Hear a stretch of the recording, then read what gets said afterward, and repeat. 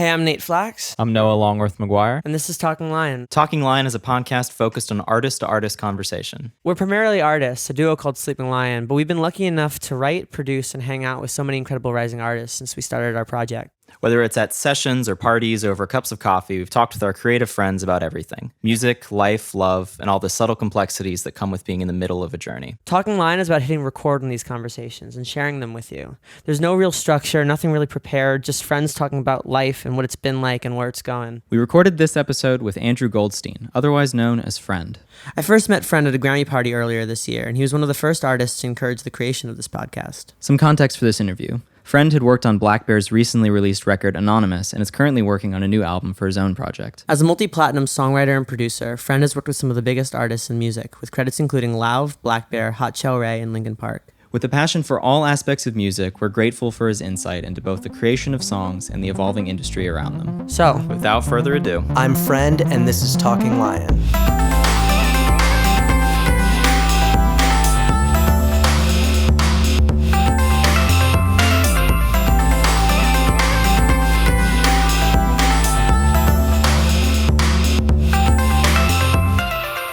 hey, friend. Hey. Thanks for coming through. Of course. Thank you for having me on. I really appreciate being here. Oh, it's of course, awesome. dude. Were you were born in Virginia? Yeah. So I'm originally from Virginia. I lived there most of my life. I went to college there, and I had a band there. And then I've been in LA for almost 9 years. Wow. Now doing music. Were you musical as a child, or did your family have that musical gene as well? No one in my family that I knew played music, except like my uncle played guitar, which I think everybody's uncle plays guitar. You've all got one uncle. He's like, That one, my uncle's a piano player. Oh, So that was there you go. yeah. But yeah, no one played music, but I was like in 6th grade. I went to a buddy's house and he had a guitar and he could play I think he could play Red Hot Chili Peppers and Right. Nirvana. And I was like, oh my God, I need a guitar. So I ran home and I pretty much begged my dad to get me a guitar. I was 11.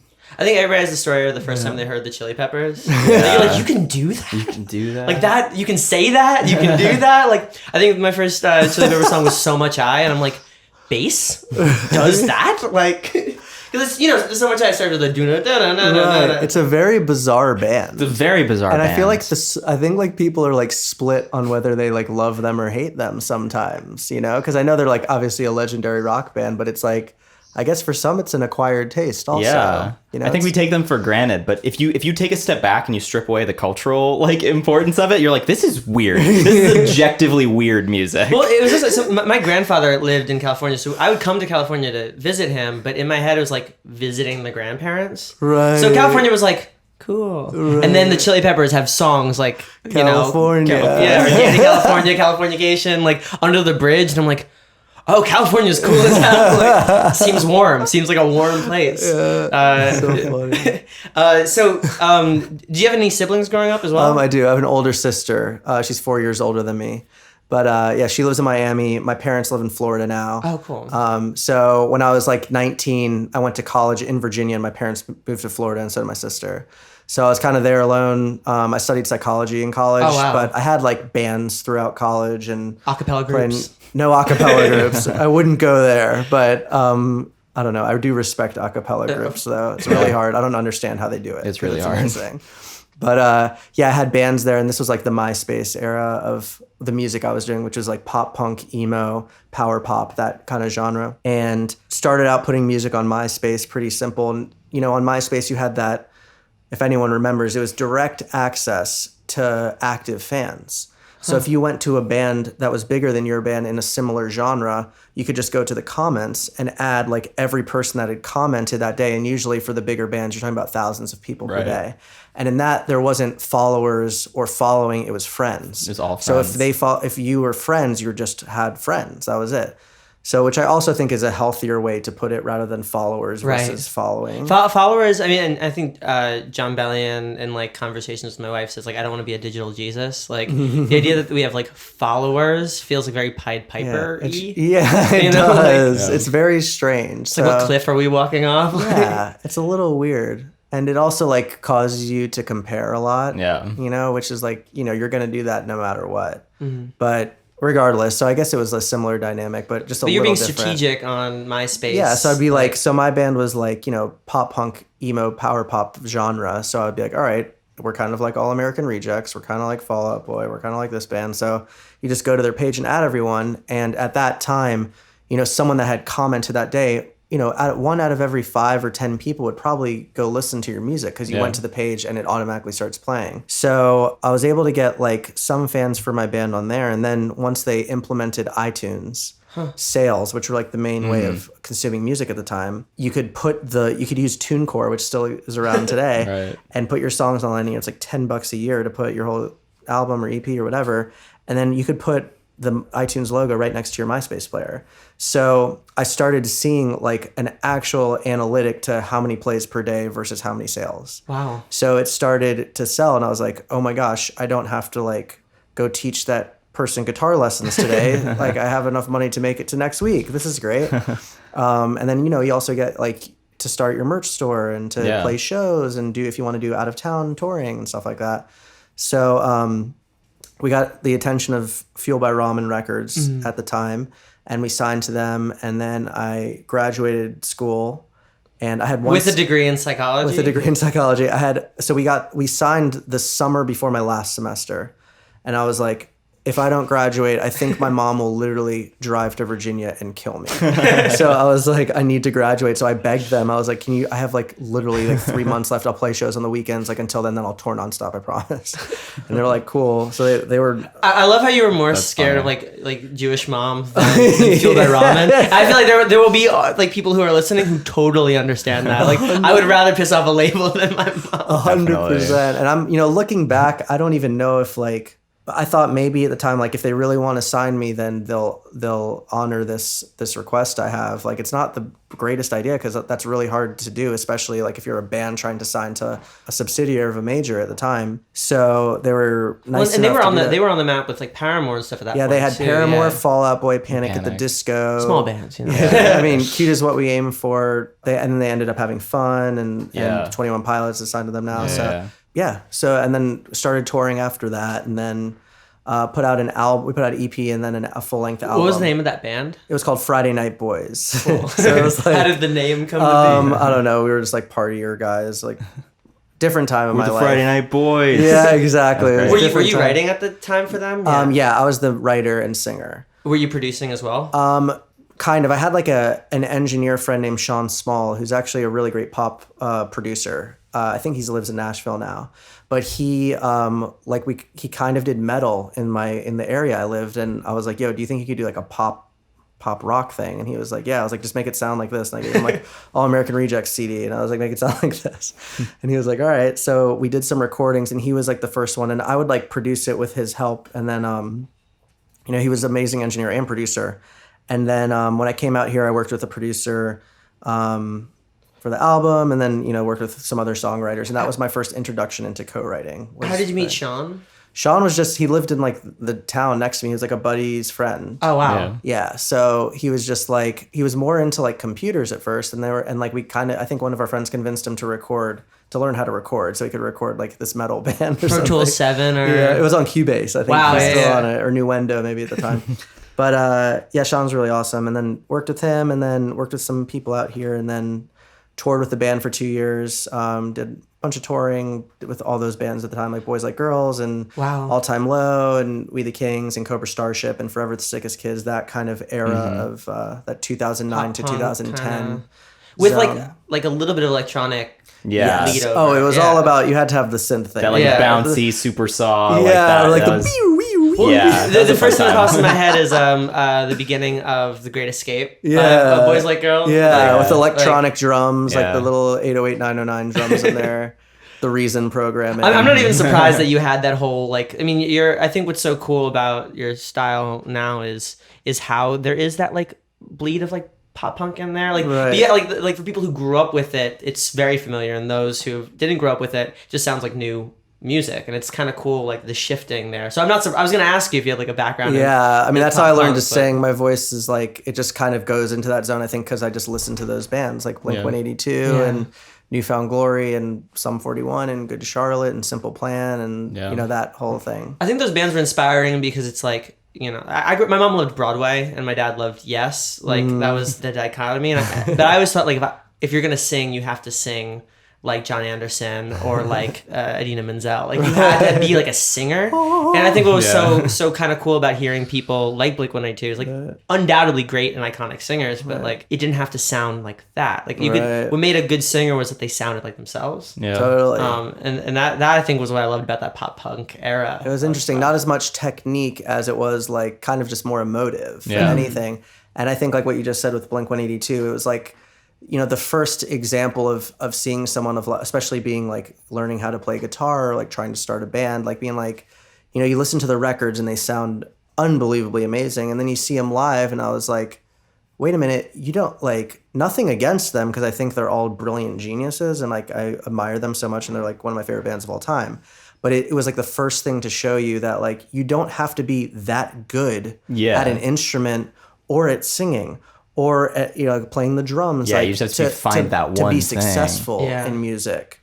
And like the main thing in their success is the songwriting. Mm-hmm. Obviously the voices are really cool, but it's not like they're technically amazing. Travis Barker is obviously different, but it was just that they could write good stuff and the parts were catchy and they were simple and also simple enough for like a little 13 or 14-year-old kid to learn it on guitar. Yeah. Well, and I remember like when like From First to Last like put out stuff like Worlds Away. Mm-hmm. Like and I had like a friend of mine with a great voice who did like a cover of it on the piano and I'm like, oh, that's a great song. And she sounds great, but like so does Sunny and like that's like the whole, that's the thing. Right. Similarly, I think I first like learned to sing along to The Fray and to Linkin Park. Yeah. And my mom, said, because she's from like theater, it was like you have to enunciate when you sing and then you got like Isaac Slade with marbles in his mouth. And she's like, yeah, you have to like hit each note perfect. And you got like just Chester just screaming wherever it goes. And that was super inspiring. Like the marbles in the mouth. Yeah. That's good.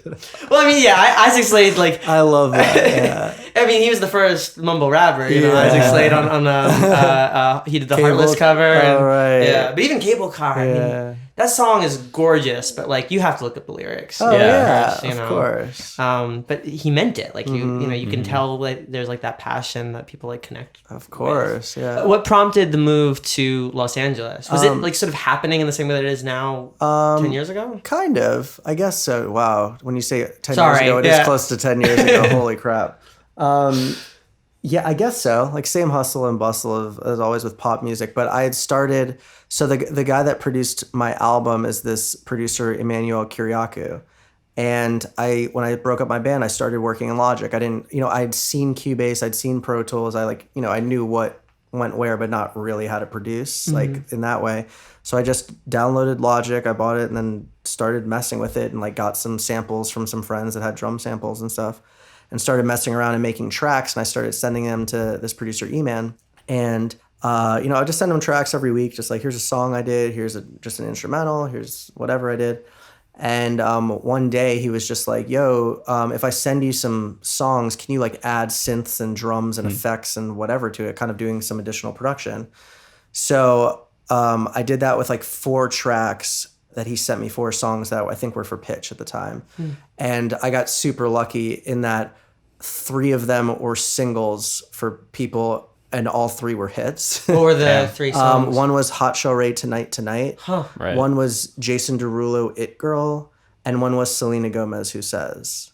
Yeah, damn. So he was like, I pretty much caught him at like the really hot point. So he was like, you should totally move out here because like we could work together and there's like so much opportunity out here for what you're doing. And like, that what you're doing is capable of working with these artists. So you should do it.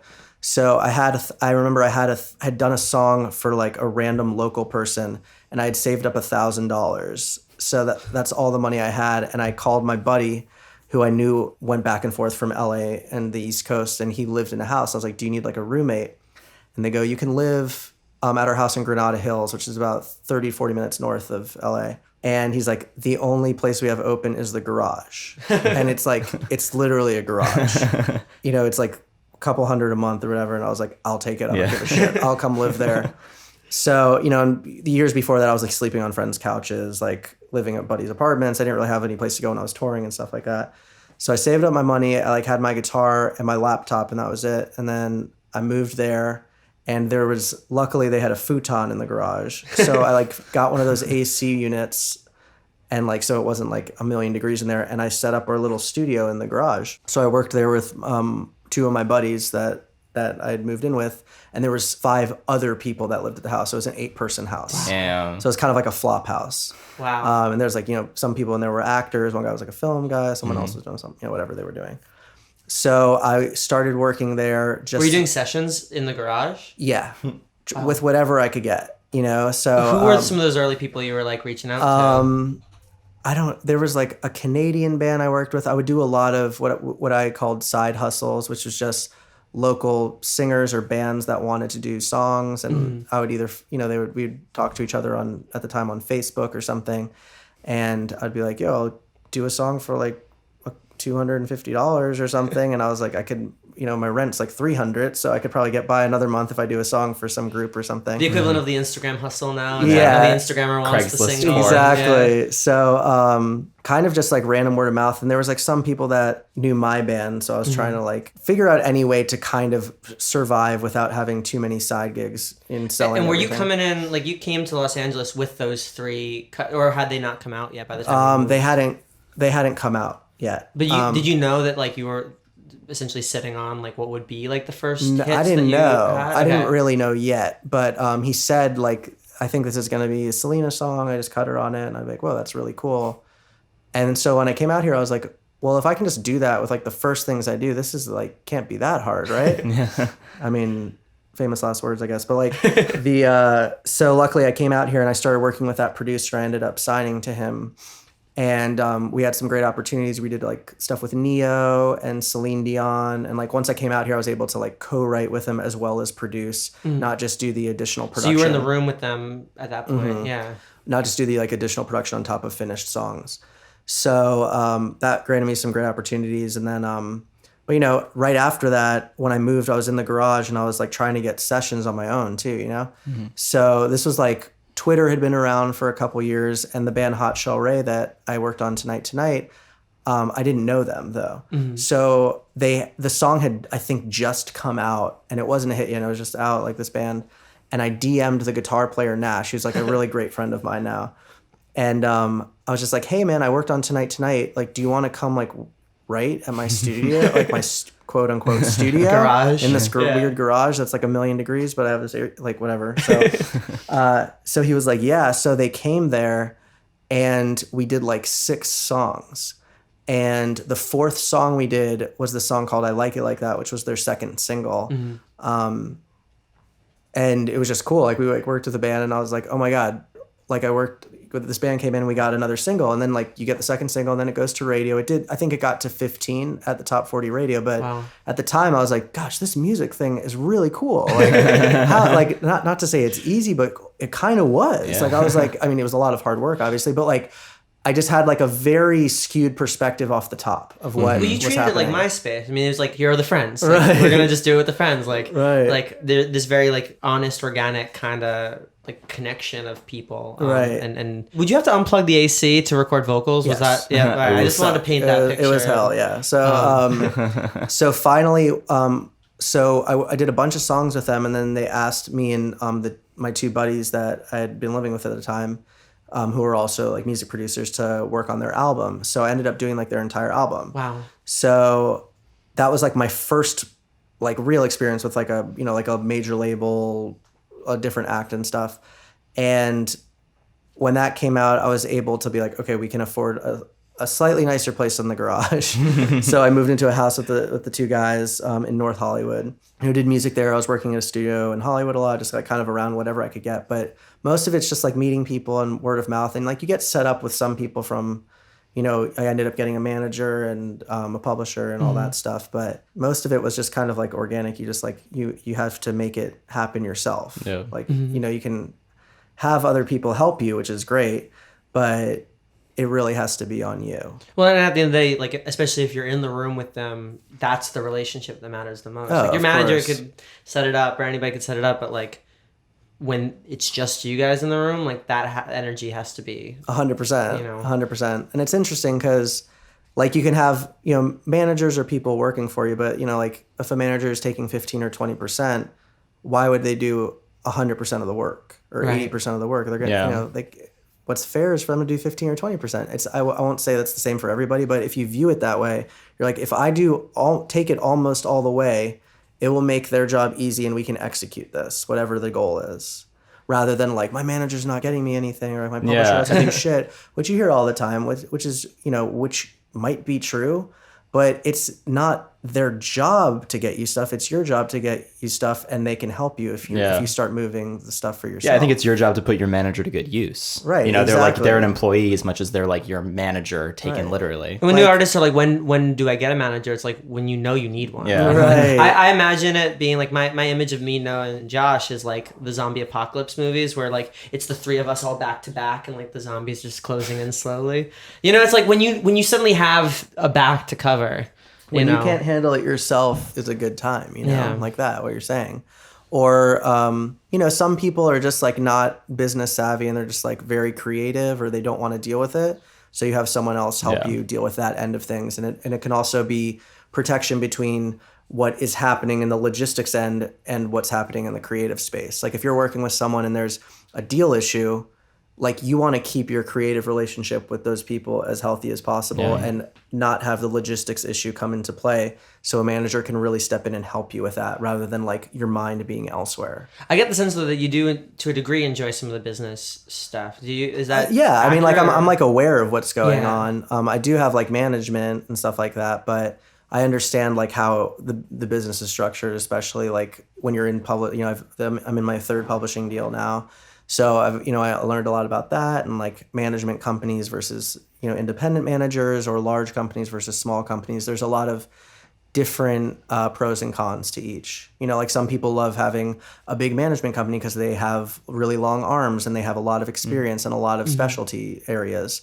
Or some people like having smaller networks because their livelihood depends on yours or their attention's focused on you. So I feel like there's good and bad things to each. Well, and I think the word that you just use, like the long arms, is like a very interesting sort of metaphor for it. It's like, long arms is also like at an arm's length. Like sometimes I know a lot of people who are not necessarily like friends with their manager. Their manager is like the person, whereas like ours, like we hang out with them and we, and there are pros, like you said, pros and cons to everything. But I think like feeling it out is solid. Were you, when you were starting with the Hot Shell Ray stuff, did you have any management or anything? I had just gotten a management, like when it came out, I'd gotten management, and I had already had a publishing deal that carried over from my band that I had signed because I needed money because I was insanely broke when the band started playing shows. And so that was carrying over. And, they were like, as any publisher, like, I guess I didn't really have like, I wasn't like putting them to as much use as I probably could have. So they were there and taking the publishing percentage, but, helping where they could, where I would allow them. But I probably could have, like, looking back, maybe had like taking a couple more meetings or just been a little more active. But, I would send them songs I would do and see if we can get them placed and all that stuff. So this was all, am I right in saying around like 2011? 2011 and 12 was when this was kind of happening. And you had a run from there. I saw like Demi Lovato and Fifth Harmony. How did all that sort of... So after that, the producer I was working with, E-Man, we had like kind of become like sort of like a production duo in a way.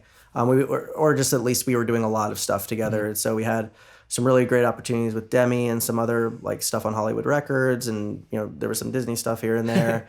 And then stuff like that. We had like a Fifth Harmony cut together and stuff like that. So we had Celine Dion and Neo. We had that opportunity, which was really cool. So what was it like during that time? Like, was there almost like a sense of relief, like I'm out here and this is happening, like, or? I don't think so. I think I was just really concentrated on like what to do next, how to take it to the next level, because.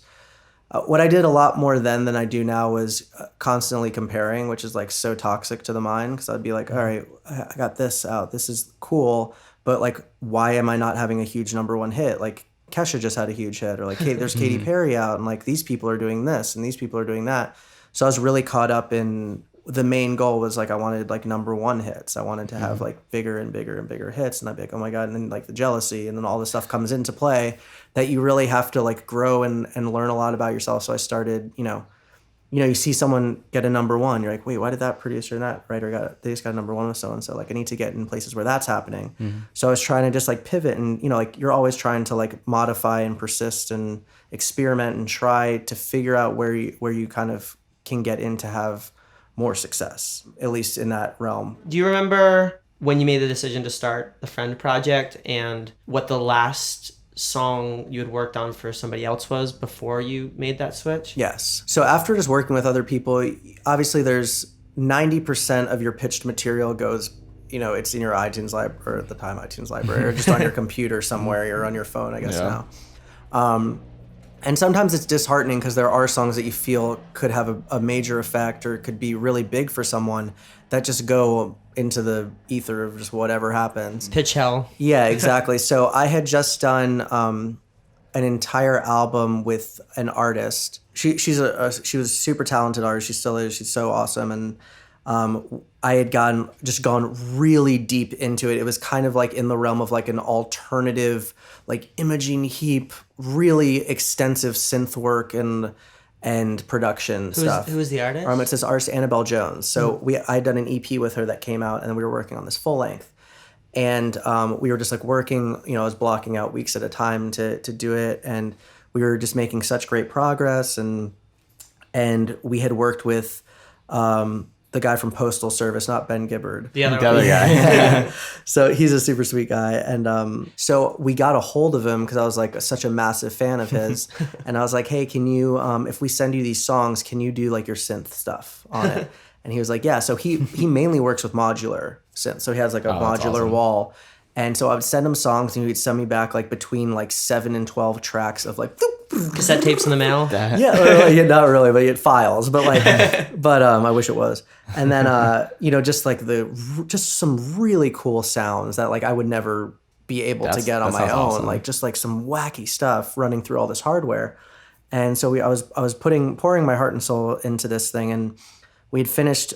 I think it was 15 songs, and there was just some like, there was some logistic stuff. The label, the A&R was moving to a different label.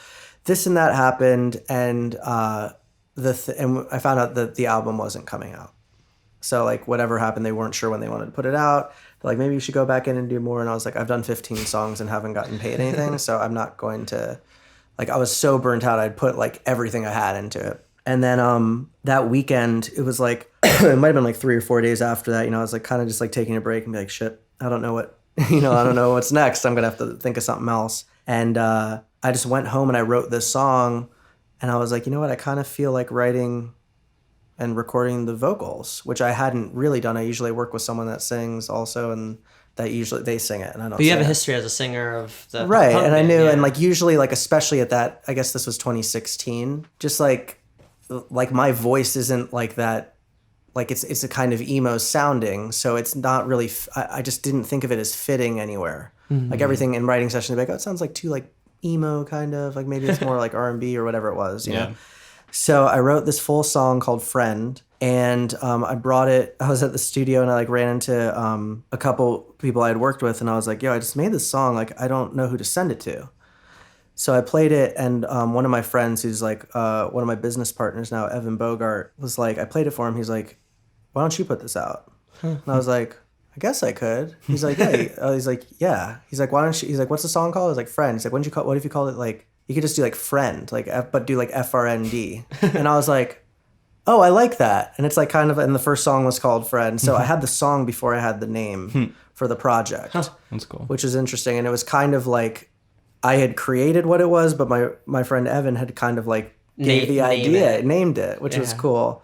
And then as time went on, like when I first started putting stuff out, people were like, oh, like they were putting a bigger meaning to it.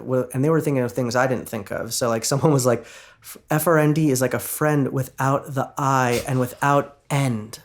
And I was like, oh my gosh. I was like, I'm stealing that. Sorry. That's awesome. Yeah. So people are going to think I'm prolific now with this shit. But I love that song. Did you ever watch the show Entourage? Yes. There was a scene. I'm not a crazy fan of the show, but there was one line that I thought was brilliant in it, which was when the main character was starting to see Mandy Moore. And at one point she's like, I'd rather just be friends, whatever. And like later on she sort of drives up and she's like, hey, you want to come to the hotel? And he goes, as friends? And she goes, I have too many friends. And like, it's very or like I have enough friends. Yeah. So that what I love, I'm like, I was like, I think I saw the episode I went to know, I'm like there, like, this is a really great idea for a song. And he's like, Nate, and he plays your song. Yeah. I'm like, it's done. You did it. It's Oh my gosh, that's it's amazing. the your song of well, you know how like your song by Elton John is like the song about songwriting. You know, that's the song about not wanting to be just friends with somebody. Amazing. It's a great song. What's really cool is that there are 3 different drops, Right. which is super unconventional, but like totally works. And like, what was the thought process behind the writing of that, and also like, did it come from a real experience? It did come from a real place. So the concept is kind of twisted in a way that I hadn't written about before. So I had gotten into an argument with another male friend of mine, and it was over a girl. And it was just like, you know, I told him that I was like talking with this person, and he was also like trying to talk to her after he knew that I was talking to her. It was kind of just like a high school drama bullshit, but high school never but ends. yeah. So what was interesting was I was just like, oh wow, I like learned more like in this process. I learned about this guy. This guy is like not really my friend. He's just like a guy I know. He's an acquaintance. So I like sat one night on the guitar and I was like, I wrote the chorus part. And I was like, damn, that guy's really not my friend anymore. That's weird, because I thought it was, you know? And it's kind of like a weird place because that happens to people, but I had never been like triggered in that way of like writing a song about it. So, and I was like, damn, I'm not going to be able to be like friends with him anymore. So it's kind of like, it's not a fuck you song, but it's just kind of saying like, this guy is not, you know, someone you thought was your bud is not. So, you know, friend would come to an end. You know, it's like, shit, this guy's not a buddy. So I ended up writing that hook, and then, you know, I made the track.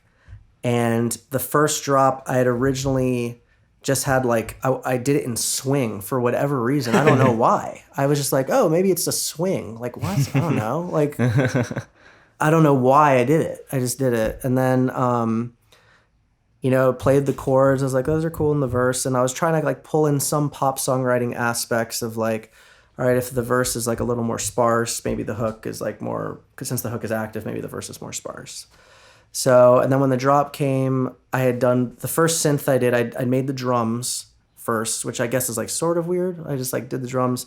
And then I found this like synth patch on Reveal Sound Spire that was like like a stupid bass synth. Yeah. And I just played the notes and I was like, that sounds cool.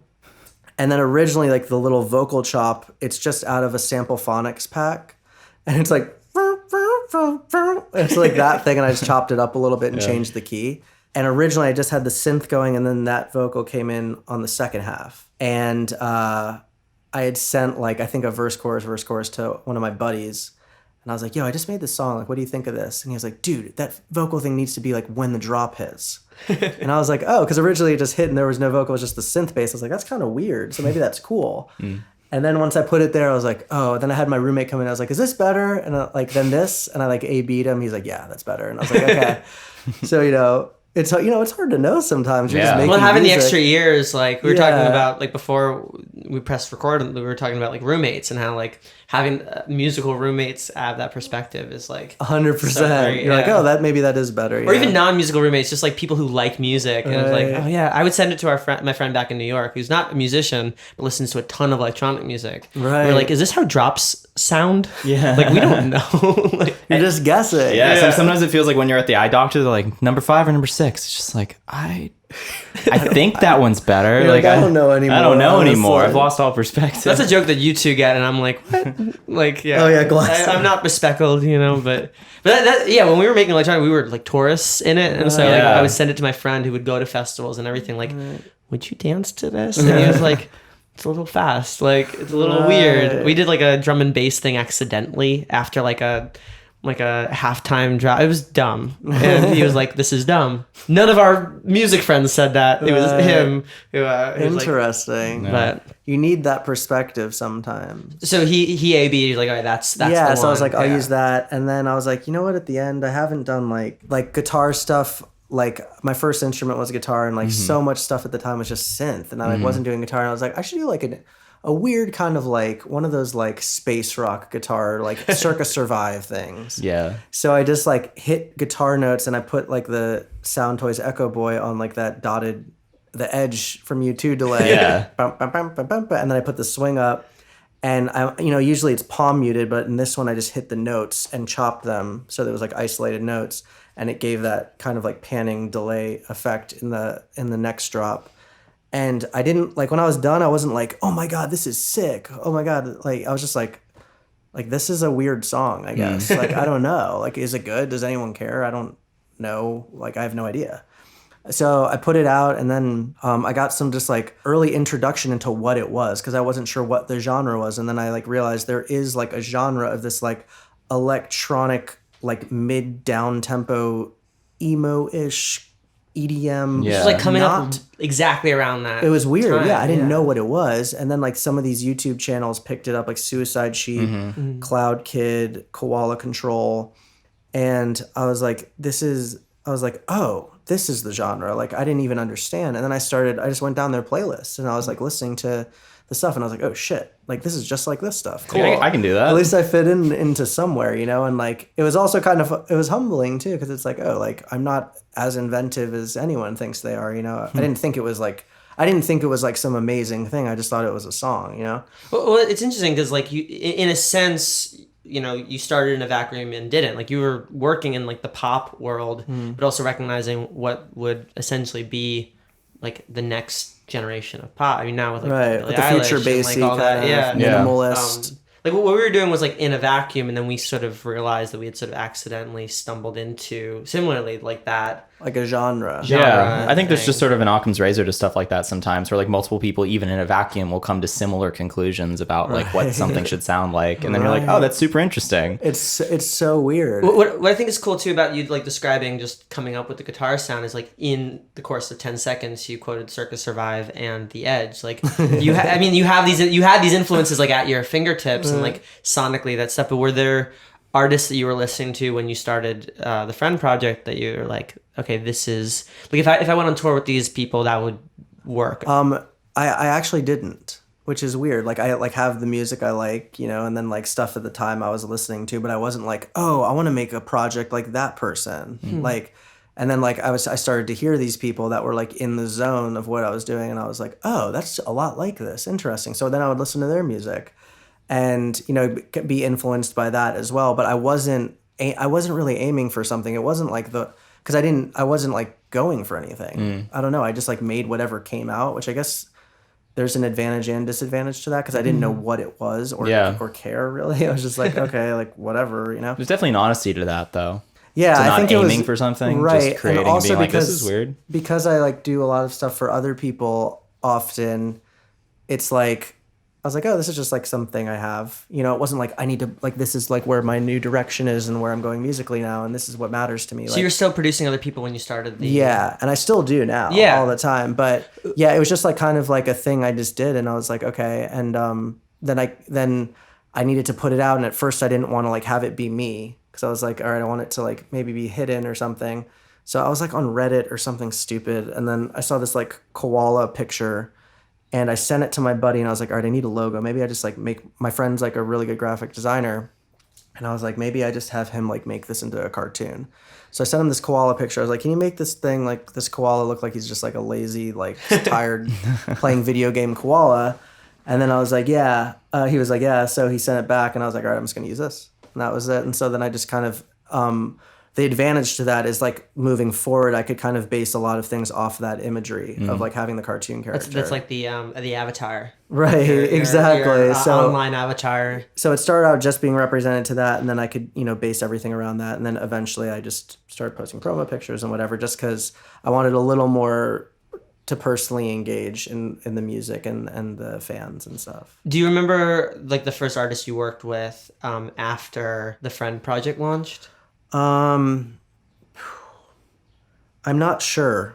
I really can't remember, because I think I just like did that song, and then I just continued on with sessions during the week, and that was that. It wasn't like and then it struck me in this moment, and everything like, froze. I and just made some fucking song, and that was that. Whatever. So I think there's a lot of myths around like origin stories and stuff, right. and everything does feel like it's sort of frozen in space. But like I look back at like a journal when we started, and I'm like, oh yeah, the next day like it was just another day. Like, whatever, you know, and like you can, there are those aha moments that you have, but I didn't think much of it until I saw when it came out. I saw what I was like, whoa, like people why do people like this? This is weird. Like they're like attracted to it for some reason because it was like on the viral Spotify and there was like these YouTube channels that were picking it up, and I didn't understand. Hype Machine too, probably. Around Yeah, that and it was time, like on Hype Machine. I knew what Hype Machine was, but I was just like, what? I was like, this is just some fucking stupid song. What the hell? I was like, well, maybe there's like an opportunity here to make more music and to build a different type of way for people to hear music I make other than just what comes out with other people. Yeah. So it was more seen as that than like, this is my like crazy vision. I was just like, at the time, I was just like kind of making what I thought I just wanted to kind of hear. Did you have to, around the time, also start compartmentalizing? Like, what was your sound as an artist versus your sound as a producer? I think so. I think like there's certain like maybe topics I'll write about, but it did help me with writing too. Because like with my project, sometimes I'll write concepts that aren't like pop concepts necessarily, maybe a little more specific or a little more interpersonal or random. And it was just helping me in sessions because I was like, thinking of different ways of saying stuff or like different perspectives on the same right stories. Or like how I would say it for friend, or maybe it's this. And then also in the production, it kind of opened some doors too because I worked with some people that were like, yo, I heard like the friend stuff, I wanted to like work with you. So I was like, oh, this is like awesome also because even if no one gives a fuck about the music, if somebody hears it and likes it, then maybe it'll give me some more opportunities of working with some other artist I haven't had access to or that I like that I didn't know about. Yeah. And even now you're no longer sort of in the behind the scenes. Like if an artist likes your voice, like you could be like a feature and all that. Exactly. That stuff. Was it around that time also you worked with Linkin Park? Yes. It was like, I think it was working with Linkin Park was slightly before that. But what was that like? So that was an opportunity brought to me by Blackbear. So I had worked with him a bit and he goes, hey, Linkin Park wants to work and I was seeing if you wanted to come in to do it with me. Like, I feel like we work good together and it'd be really cool. And I was like, tell me when and where. And I'm like, that's like one of my favorite bands. I was like, of course, like whatever, let's go. So we went to the studio and when we went in, they had songs composed already. They had like narrowed down, they had written a bunch of songs. They had narrowed them down of what they wanted. So they had picked 2 songs that we were working on. So we just went in, me, Blackbear, Mike Shinoda, Chester, and Brad. Wow. At the studio, and they had the songs, and we started, building the drums, just like anything, building the drums, adding the synths, tracking the guitar, like doing whatever, trying to think of weird ways, editing the kick patterns, the sound palette, the stuff like that as we went along. That was one of the crazier, amazing moments. I was just like, the whole time I was like, what the fuck? Yeah, I was gonna ask. Like, I know it's a simple question, but were you nervous? Or, like, yes. how were you? I was nervous as shit. Everyone's like, "Oh yeah, I went in there. I wasn't nervous." I was like, "I was nervous as fuck." It was Linkin Park, dude. Come on. Did you ever say like, "Oh yeah, I grew up with your stuff"? Like, the first thing I said, I was like, "Dude, I'm like the biggest fan of yours. This is so like, fucking cool for me." And so like the first session, I said that, and then the first session, I was like, I was trying to play cool and just be like, like we're all making music here, so let's just go for it. And then I think we worked like 4 or 5 days, like getting these songs together. And I think it was the 3rd or 4th session. I was talking to Brad, the guitarist, and he's like one of my buddies now, which is so cool. Like, that's awesome. So not to like brag or say that, but it was like we became friends from working together, which, doesn't happen all the time. But like we were sitting there and I was like, okay, so on Hybrid Theory in Runaway, when you guys like did this, like, was that a flange on the guitar or was it like a phase shifter? And he was like, okay, you know a lot more about like the band than I think. And I was like just asking him questions about stuff I always wondered. And it was so funny because I was like, okay. So when we were working, I noticed that, so Mike is like not only a sick songwriter, but he's like an amazing engineer and producer. Like he's sick on the MPC, he's sick in Pro Tools. He knows how it all works. Like, so Brad is like very tuned into like structure and soundscape and what parts go where and what sounds good and what works and what doesn't. So I was like, I've always wondered this, like, if you don't mind me asking, why do you wear those headphones when you perform? Because he's always worn those big headphones. He's like, I used to wear them at practice and then like, it just kind of became my thing. So I wore them. I was like, cool. So as we're working, Brad doesn't like listening to music loud. Like it's really quiet. He says he hears it better when the music's quiet. So we're like listening pretty quiet, and I'm like, oh my god, this is the guy from Linkin Park, and we're listening quiet. You played in a fucking heavy metal band, like come on. But like, I was just like, all right, if that's how he hears it, cool. Like, and I know a lot of mixers mix quiet and stuff like that, so I was like, whatever. So on the last day, I was sitting there and I was like, "You wear the headphones because you don't like listening to music loud." And he was like, "I don't know." And I was like, "Oh my God." I mean, he didn't tell me yes or no, but I was like, that's what I came up with. Pegged, yeah. I was That's like, so he does funny. not like, he obviously they had in-ears and stuff, but I was like, he just didn't want to hear it that loud. So he wore the headphones and he just always wore them. It makes perfect sense. That's my theory on why he wore them. I saw Linkin Park at Madison Square Garden as a kid. Like that was my first and only Linkin Park show. They Coheed and Cambria and Chiodos opened for them. Wow. That's a show right crazy there. show. And I just, like you're talking about him. I just spotlight on him for In Pieces, that guitar solo Yes. that he does. Like, Oh, yeah. that's my image of this guy. So this is an insane That's story. fantastic. What was it like working with Chester? What was he like in the Just room? I don't know. It was so surreal too, because I was just like, okay, that's Chester. Holy shit. And he just like very in tune, very into the music, very passionate about parts and like what the beat should be like and how it should come off. And like he would like go to the piano and play something, and he'd come back in, and there was a part where like we were hearing something and he was doing something with his mouth. He's like, the beat should go like this. And I was like, dude, why don't we just like do that on the mic? So he like beatboxed this thing. It was a song that I think that one that he did that on didn't come out, but he was just so passionate about music, and it was just, I don't know, it's just so weird to think about all that has happened since he's been gone, and it's just weird because I don't know. They were all such sweet guys, and there's something to be said about their levels of success and how humble and respectful they are as people. Like, they're just regular guys. Yeah, they had the biggest record in the world. They're when regular Hybrid guys. Theory No came out. bullshit. No, Yeah. man. Like, no cool guying you. No attitude. No ego. The absence of those things, you know? So, and I think that's like a testament because to their success. That is probably a large part of their success, is not having those dark pieces of people's personalities that can happen when they get massive success. Well, I think the industry is very like almost inherently humbling, just because no matter who you are, you can get your ass kicked by just whatever. And I think that people either react to that by putting up the ego wall, or react to that by like being honest and vulnerable and kind throughout. You know, like, And if you have, I feel like the true sign of the, I guess, like self-esteem and like the not being insecure is having that wall down, or you're just a guy or a girl or they, you know, like you're just a person, and not that's getting what lost in it. Yeah, either. and that's like, what people relate to, and like, you know, like around that time, I started just reading a lot of books about that, you know, because when you're working in the music industry, there's a lot, like I was telling you before, like with like the comparison and like the big quote, comparison is the thief of joy. Like, like the second you start to compare your life to not your previous self, but to others, you can go down an endless web of bullshit, like of where is there even a way to be happy at that point, or like to reach success? So just meeting those guys really opened up my eyes. I was like, holy shit, like the biggest, and I also noticed this with some of the bigger people I've met, for instance, Celine Dion. The biggest people are the coolest because they have not one fucking thing to prove.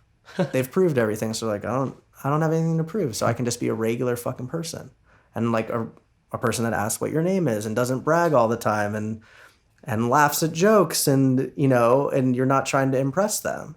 Because they don't have anything to prove. They've already proved everything. they don't have to have those walls or that Exactly. like, And higher ground. and like you know, like, because like the ego and people that are egotistical, it's a childish desire. It's like, oh, if I'm this way, like nobody knows how good I am. Like they don't get it. Like it's their fault. It's not mine. Like it's like, or like, I'm just a fucking person. You're not everything you do is going to be fucking awesome. Some of it's going to suck ass. Some of it might be dope. Some of it's going to be and some of it's going to suck. That's just how it works with anything. I don't know, but meeting them was just like ensuring. I was like, all right, these guys have had more success. Yeah? Like The biggest rock band in the world for years on end, won award after award, and like I text with Brad about getting lunch. Like he's not like, yeah, man, I don't know, I'll have to check with my assistant. He's like, yeah, it's whatever. They're chill guys. So that was like a really great experience, not only with making music, but just seeing how they were. Do you think that we almost have this like inherent hope that people who are in that space are assholes or inhuman so that they don't feel like us. Like, you know, that they're outside of us or whatever. Like what I think is so interesting, there's almost something like cathartic about hearing that like a big artist is an asshole. Well yeah, because Like- when you see someone standing in front of a crowd of like 60,000 people, just on a human level, it's hard to compute that person is in many ways just like you. That's a hard thing to wrap your head around as a person, but I think the longer you're in any industry, you start to notice that is true. Yeah, and you know it can go both ways, because I'm sure you guys have met people you're like, oh, like I've always looked up to you, or like you're a huge influence on me, and it's the opposite. You know, it's like don't meet your idols is the other thing.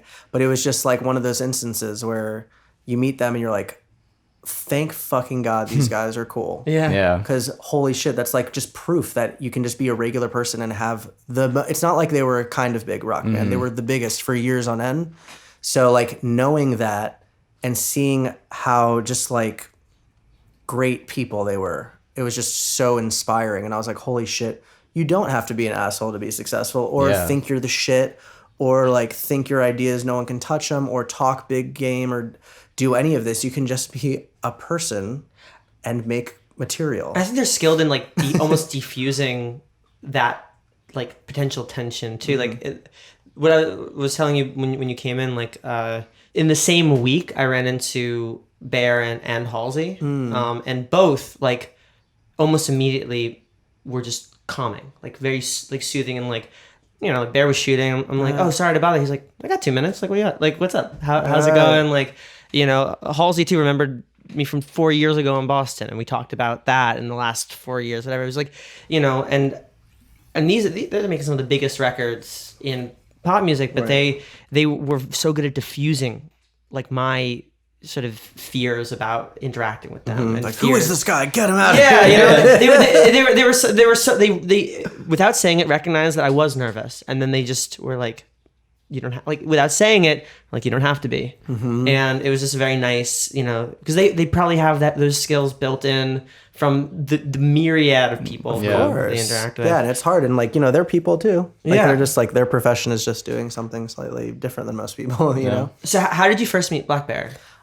He was just like a buddy of my friends. That he was like a roommate of my two friends that they're songwriters, and they had played in bands, and that's how I knew him, because we had toured. My band had toured with them, and they had gone to songwriting just like I had. So it was like back in like the Matt Musto pop punk. That's like when I knew these guys, but I didn't meet him until 2012. He was like their roommate or whatever, and I knew him from that.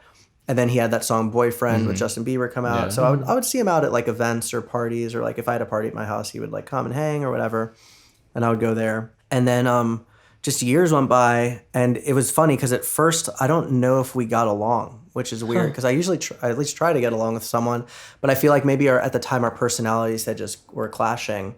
I didn't want to like hang with him really. And then, you know, some time went by, and then one day we had talked, and he's like, yo, why don't we like get a day and go to the studio? And I was like, let's do it. Fuck yeah, let's go. So, you know. What had come out around that time? Like, where was he in his that artist was career? After IDFC.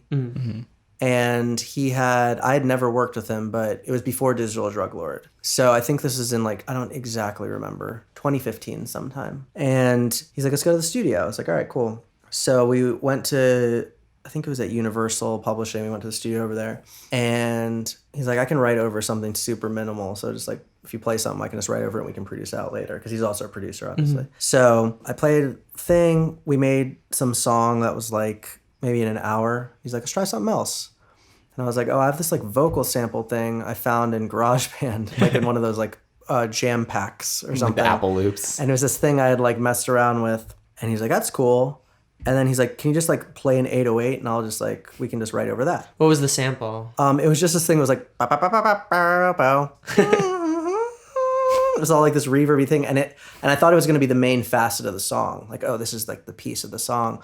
And then it ended up, it's like you can barely hear it in the song now, you know? So I played the 808s, and he's like, all right, let me look through my tweets. I've been having some good luck, like just finding my tweets that had the most retweets of lyrics and then writing the song. So he's like, all right, well, my most retweeted one is this that says do re mi fa so fucking done with you. And I was like, dude, I was cool. like, that's kind of cool. I was like, I wonder if it's like you do it like Sound of Music, do re mi fa so fucking done with you. It goes like that. Yeah. He was like, all right. He's like, play the 808. So I played the 808 thing, and it was so funny because I remember doing it, and it's like A minor, G, F sharp, F, which is like, well, you're the F sharp over the D major, I guess, but like. I was just like, that's kind of weird, but it sounds cool, I guess. So I just did that with snaps. And the vocal thing, I just like filtered down and put it in the verse. And I was like, that sounds cool. So he goes in, he's just like, he was doing the verse thing. And then he started like singing the chorus part. And I was like, oh, that's sick. And he was singing like the different notes of it. And I was like, oh, that's really cool. And then we kind of figured out the pre-chorus together. And then he had like most of the first verse. And he's like, all right, so I don't even know if he tracked a rough. He might have not, but he was like, I'm going to go home because he recorded his own vocals. He always does. Mm-hmm. So he was like, I'm going to go home and finish the second verse and send you the thing. So I was working on the first song. We sent it out and pitched. No one cut it. It was just like some random song. Then he sent me the vocal and I got it in and I just like arranged it, added the pre-chorus, second chorus, little bridge part with the 4-minute shift thing, and then the last chorus. And I sent it back. He's like, yo, this is really dope. And I was like, yeah, it sounds really cool, man. I was like, it's super catchy. He's like, it might be like a little too pop for me. And I was like, yeah. I was like, should we pitch it and see what's up? And he was like, yeah. So we sent it around this might have been the end of 2015 or the very beginning of 2016. We were sending it around and it was like kind of a weird zone of like no man's land because there weren't really artists cutting stuff like that. Like we were just like, I don't know what to do with this. And like we sent it to some labels and it was so funny because one of the labels was like, this is a pass for me. I don't know who would cut this.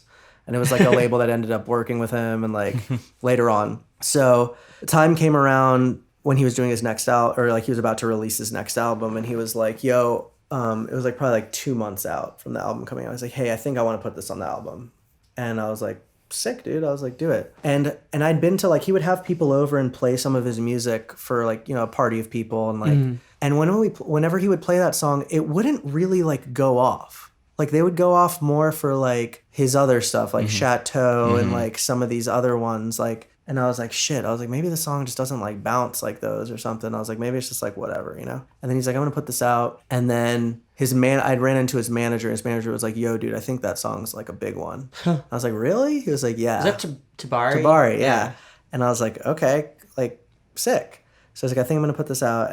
And in that time, I'd worked on one other song with him that he had. He played me, and we had kind of done the production together. What was that song? It was called "Wish You the Best" on his album.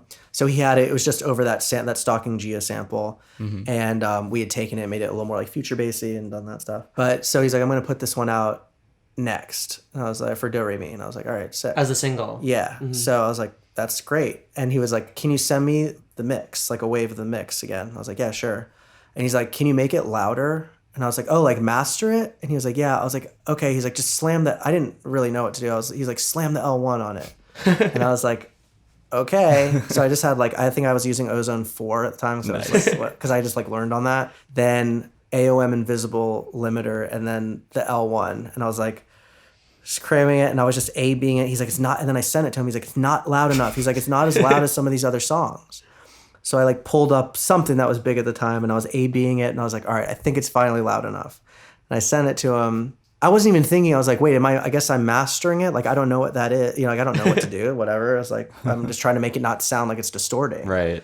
So I sent it to him and he was like, okay, this is dope. So then it came out and it got like, it was just like right at the height of when like Digital Drug Lord was releasing and like he was putting out his album. He was like on the top of Spotify and it was like a great spot.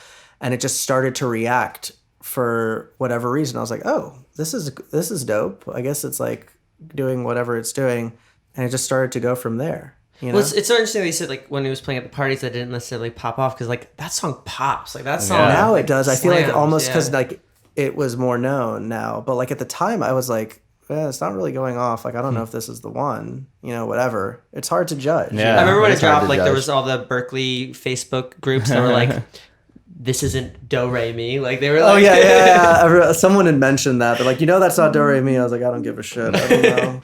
There was like all the solfege nerds who like, that's awesome though. That record was just like insane. Like the first song I heard on it was Double. It was like right when like my ex found like another guy, and I'm like, Oh man, this song really hits. Dude, he really hit it on the head with that album. It's Yeah, just like really good, really inspired, good stuff he was doing, you know. So, what's your favorite song on the record that you didn't work on? I love Chateau so much. That's it's a fun so one. good. I'm off the dro, I'm off the blow, I'm in the zone. That thing is sick. That's like because that's the shit that people would go off for at his house. Like when we have friends over, and I was like, oh, Yeah, that one has like a DJ Mustard vibe. It's like let's just get down. Like, exactly. it's very I like If I Could I Would Feel Nothing. Like what that happens with the one's sort of sick. format shift that like is kind of periodic. Yeah, almost. like in and out. Yeah, he has some great ones on that one, but Did you put out Be Happy like around this time as well? it was a little after that. So I think I put out Be Happy in 2017, in April, I believe, because I just put out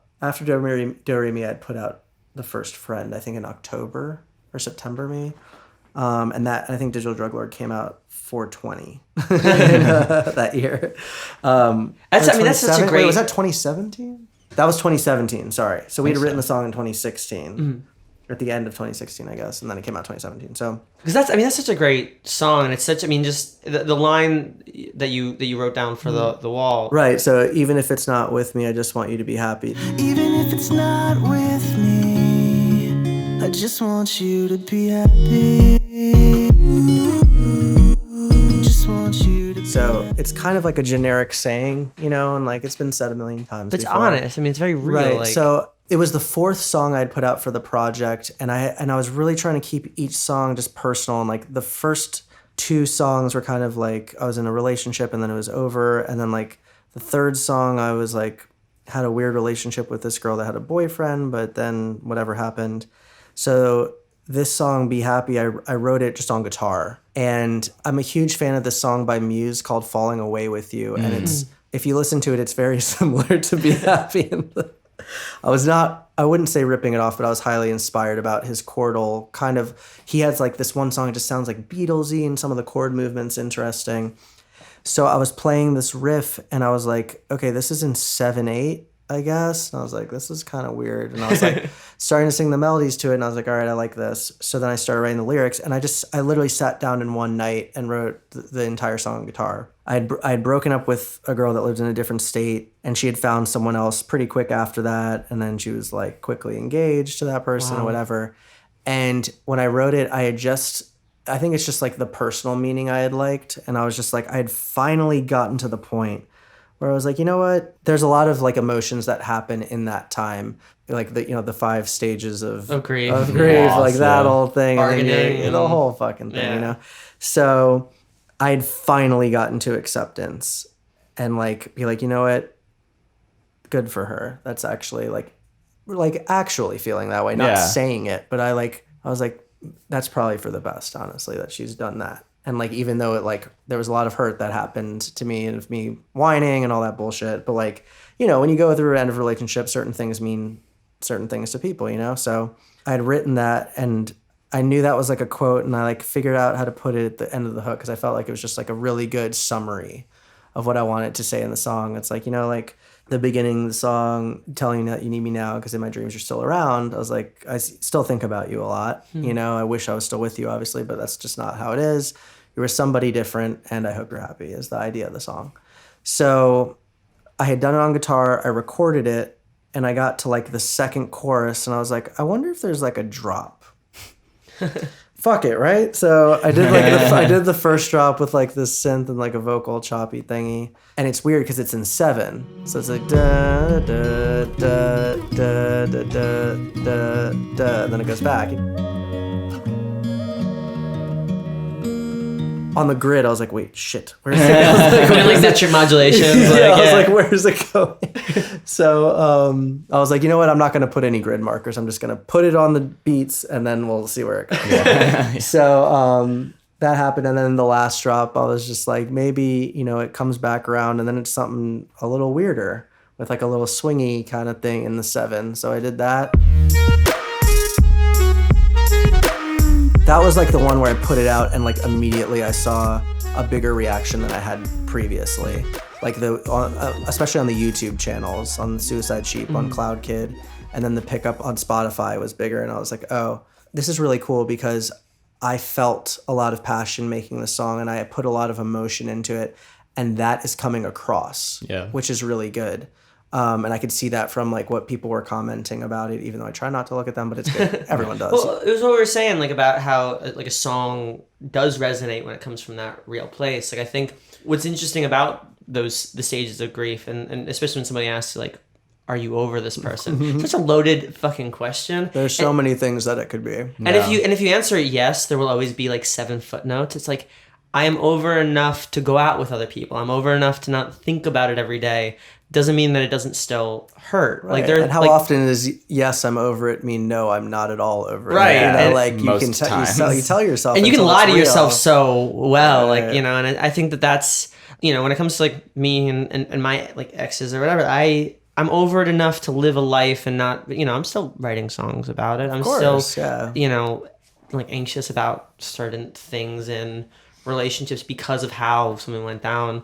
Like you're never entirely over anything until you like wake up one day and you are. But and that's what I like about that chorus is it's like, you know, it's almost like the last line in the line that you said is like comes with a preamble. It comes with a footnote that says it still hurts. Like here's the stuff, and it was really hard to say, but like, you know, for sure. You know, I'm glad you could see it in that way. That means a lot. No, So, I mean, I think that's why it resonated. Yeah, it's with definitely people. one of those songs that, you know, when I feel like, I mean, when I heard it for the first time, it's one of those songs you're like, oof. Yeah. But it's like, it's a nice feeling because ultimately the conclusion is positive and accepting. And that's like, I think part of what makes it so good. You wrote Bracelet with Love. Yes. Too. Yeah. Like, so to be completely honest, he pretty much had that song almost done. I just helped with like a lot of the production elements and kind of arranging it a little bit. He kind of had like where the second chorus was, and then after that it kind of just went into no man's land, sort of like. Was Michael part Michael of that? Pollack, yeah. Michael and Lauv and Ari are both so genius. They're both geniuses, and it's like it's awesome to have the chance to work with them, especially that song. So he sent me that. He was like, yo, I wanted to see if you could like help me with some of the production shit. And he sent it to me. I was like, I fucking love this. Oh my God. Like it's so rare that someone sends me something where I'm like, oh, this is dope. I was like, this is like, it sounds like this is what I want to write. Like, Right. this is sick. So I was like, what if we did like these 80s guitars and this thing? I was like, and maybe the bridge he had going to that place, I was like, maybe it goes to the bridge, but then it comes back. And then the chorus comes back with this like big outro part. And I don't know, I was just really thankful for the opportunity to work with him and to work on that song and to be a part of a song that like I connected with like immediately. Cause I feel like it's not as common as you would hope it would to be, you know? Well, I think like the fact that you are emotionally driven by the stuff that you work with as opposed to necessarily politically or whatever is really important. Like I think, and the reason I brought up Bracelet in relation to Be Happy is like after an ex and I broke up, she had given me a bracelet like when we first started going Same out. concept. Like it's like, concept. it's just, you know, it's that like when a line feels like it's written about your life is when you like really, you know, and I think the more pop music is that on like the widest scale. Totally. It's the bell curve of like specific universality, like definitely. And it's like it's interesting because with songwriting often you have to come from a lot of different places that you may have been or may not have been. So I just like love when an artist can do something that's truthful because it's real. And when something is real, you can't poke holes in it. No matter how shitty the song is. If it's a real concept, you can't say that guy's like a poser, it doesn't sound authentic or like whatever it is. Yeah, you can say it could have been executed better, but you can't say that it wasn't It's felt. not real. but they gave real. it. They gave this part of them. Like, At least it has an entity that's real or truthful in some way, which, you know, I feel like makes a big difference in artists. Like, obviously you have to embellish certain things and bend truths and step in the shoes of different types of people that have experienced different things. But like, I think part of the reason Lauv works, part of the reason Blackbear works, part of the reason some of these artists work is it is real. It's not some bullshit. It's not wondering what that emotion's like and writing a story about it. It's like, I went through this thing and this is what the fucking thing is. So there's nothing to hide behind. There's no wondering. It's like that's what I liked personally when I wrote Be Happy. Like every lyric, it might not be like each lyric is perfectly crafted in songwriter, but I was like, first, this is how I felt. Then this is how I felt. And then this is how I felt. And that's the song. So there's no wondering, like, could the second verse be like more specific the lyric. It's outpouring just like of- that's what happened. So I'm just gonna write that down. That's fine. Yeah. And obviously there's editing and stuff, but like that's why I also like having an artist project because it's like, so what if the second verse rhythm of the melody doesn't match the first verse? Like, If I like it, I I don't like really it. give a Yeah. shit. Like if it's for someone else on a greater scale, yes. Like, and we want to change it so it's lining up. But at the same time, it also opened my eyes to like, what is the concept? What is Yeah. the lyric? Which are like, in my studio, I have a little dry erase board. And the first thing on the list is concept. What is the concept? So can you tell what the concept is? Then it's like shocking.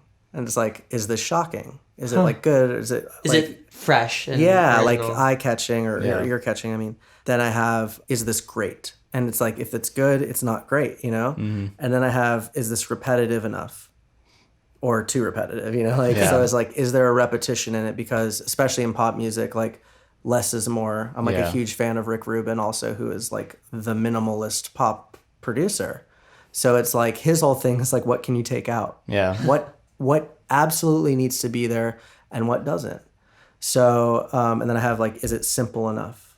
Can anyone fucking understand this? If you played this song for your mom, would she understand what's going on? If you played this for a really cool tastemaker guy, would they understand? And this is not, these are just my guidelines for pop I mean, stuff. this is awesome. Like, I think for us, we've always been like trying to just eliminate the asterisks next to like, this is good or great or whatever. Like, it was good for the time we had. This was good for the resources we had. This was good for the fact that we were juggling 7 other, artists or whatever. Like, I think that trying to find like the thing that we resonate the most with has been a very new journey for us. And even what you were saying about like the embellishments being for the sake of the honesty, we were talking about a couple of nights ago about myths and about how the myths that we tell, the whole purpose of a myth is stripping away enough details, and any editing is a kind of lie, but like stripping away enough details so that the truth is highlighted the best way. How many lies can I tell to make the truth stand out?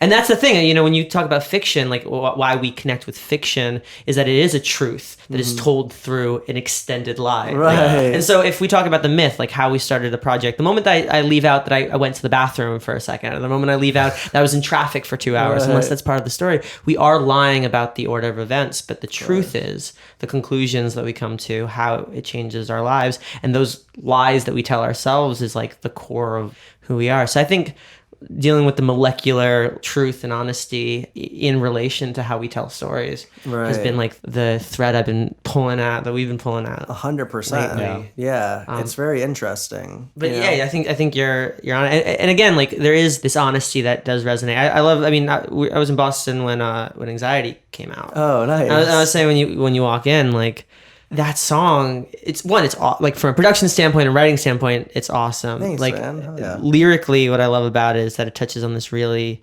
I mean, I get so anxious in relationships, especially at the start, because when they're there, everything's fine. You know this person. When they're gone, like an anxious mind will make the worst of somebody. Of course. Like the Like, darkest they left version. here and like went to some guy's house, Yeah. and then they went to some other guy's Yeah, house. The like- worst like, version of this. And they're like falling in love with like this other dude that's like way sicker looking than me, and like and just like can go off have for lost forever. interest. Yeah. But, I mean, that's one example. Or like they lost interest, or they don't think I'm cool, or I was did disrespectful something to them. wrong. Yeah. Or they have a double life.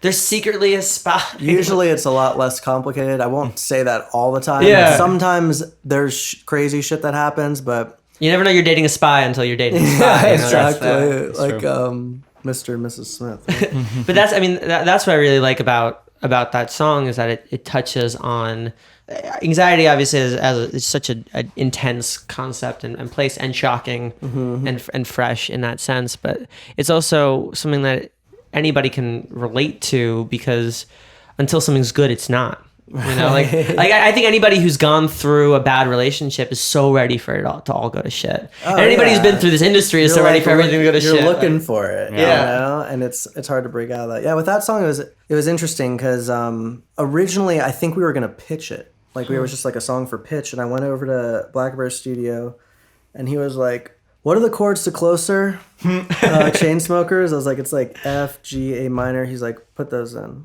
I was like, "All right." He's like, "All right, let's make a song like that." And then he started singing, like he came up with most of the top line, and he was like, started singing it. We left the second verse empty, and then we had this one drop, and it was okay. And then when he sang it, he went to go have a cig, and I was like, oh, maybe I can like take his vocal and do a thing with it. Yeah, and so I melodined that thing in there, and we're like, all right, this is dope. He's like, let's leave the second verse open and pitch it. So we sent it around. We sent it to Chainsmokers. We sent it everywhere, and everyone's like, oh, this is cool.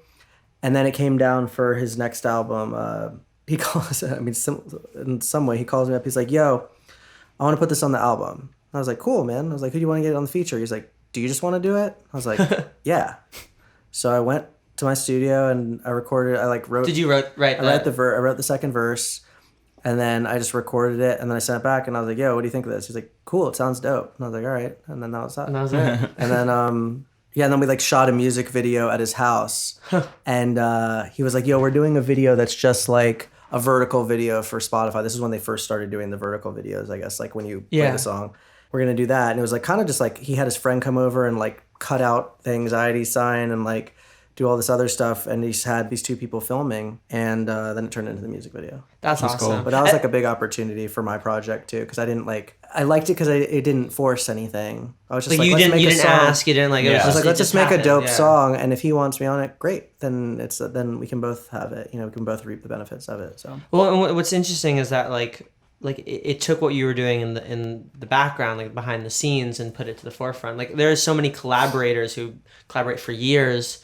Unless you're looking at the liner notes, you don't necessarily know that. Yeah. I mean, this was a way of putting that collaboration that you had with him into the public For space. sure. Did you start getting the Blackbear fans? I did. That was like a big jump in my small but very passionate fandom of the project. But it was cool to see it, just to see how passionate his fans were. Mm-hmm. You know, because like people like hearing some song, like, who's this guy? And then checking me out, I was like, oh shit, this is cool. Yeah, so that was it. That gave me a great opportunity to get some like fresh eyes on my project as well.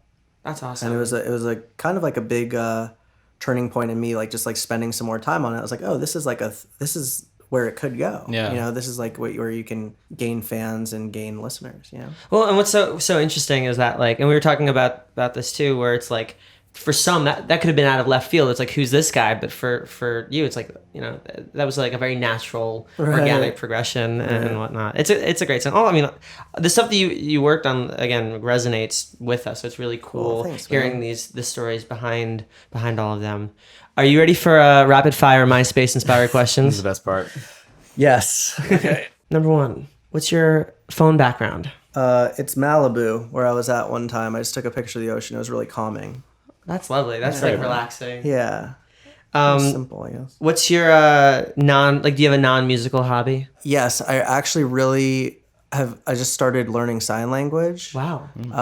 Just like a couple weeks ago. So I'm still a beginner, but I know the alphabet and some basic stuff right now. But that, and I also like building robots. So That's awesome. usually from kits. But not like, you know, programming the whole thing, but I just like the operation of building the robot and seeing it like you can walk around and stuff. Most of them are pretty simple, you know, battery powered kind of 2-3 maneuver kind of thing. It's not very advanced. What's your favorite sign so far? Oh, I like, I don't know. J is kind of funny because it's I, but it's the swoop, and then there's Z. What inspired you to getting into this? Like, did you have a deaf friend, or was just No, I just wanted to learn it. I was just thinking of learning something that would come in handy at one point, just at a beginner level, maybe. Yeah, that's awesome. That's my latest hobby. So I'm gonna get a little better, and then I'm gonna move on to a different language. So I want to like just kind of language acquire at a basic level. I wouldn't normally interject my own answer, but I just got into pickling. Wait, pickling. Pickling, Oh, yeah. nice. So What have you pickled so far? Apples